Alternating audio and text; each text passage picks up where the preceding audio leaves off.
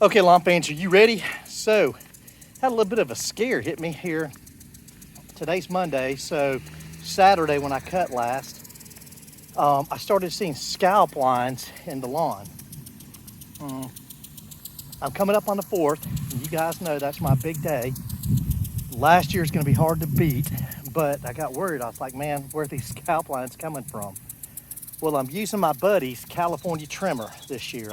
Deal is I cut his lawn, which is not that big. It may be 1,500 square feet. And then I cut my lawn. And I backlapped it here 2 weeks ago. And as I got to thinking, I looked back and I was like, man, I bet those scalp marks are coming from when I backlapped it. And the issue is that I didn't have, it was cutting paper, but I didn't have the reel perfectly level against the bed knife. So if that doesn't make sense, basically what I was doing is I was cutting lower on one side than the other. So I got that figured out today. There's my daughter coming. So I got that figured out today, and I got a pretty good cut in.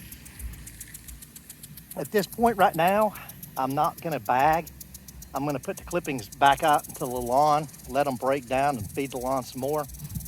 I'm gonna do that with his yard too. I have been bagging everything, but with me cutting short, I kind of want to give something to the ground that insulates the roots a little bit from the heat of the sun. We are hitting over 100 degrees with the heat index right now, topping out near the high 90s. So the humidity and everything, it's kicking in where it's just the right temperature for Bermuda, hybrid Bermuda, common Bermuda, anything you want. My putting green's loving it. It's kicking in. Just for shits and giggles, I went out here today and I put a 10-10-10 on just the putting green that I've got from a big box store.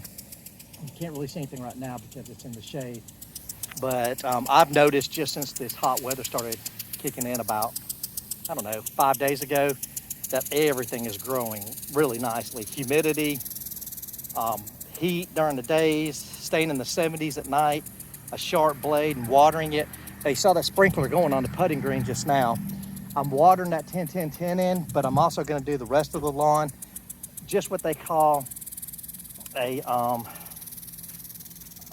y'all, I just forgot the name of it. Just what they call, well, anyways, I'm gonna put about maybe 3 to 5 inches of water, syringing, 3 to 5 inches of water out here on this lawn. And that's just to cool the tips down during the heat of the day. I'll do that around 2 to 3 o'clock. It'll be dry by 5 p.m., but it just cools the tips of the grass down. And I am probably gonna come back and put a micronutrient on this here in a little while after I get done syringing it. And I'm gonna tell y'all 2 things. And you know, my channel, I don't normally talk about products because I don't want you guys to think that I'm out here trying to sell a product, so I'm not. But I tried to get feature, and you can't find feature anywhere.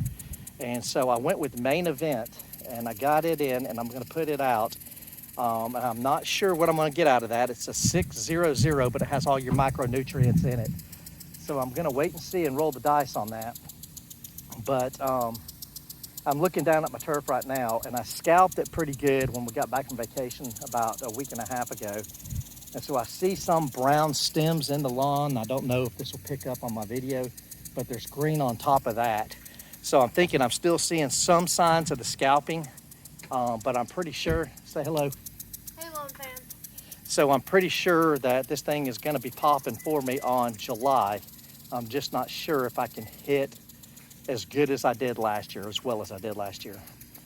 But that's all I got for right now, guys. Sharp blade, inch of water to 2 inches of water per week, and cut often.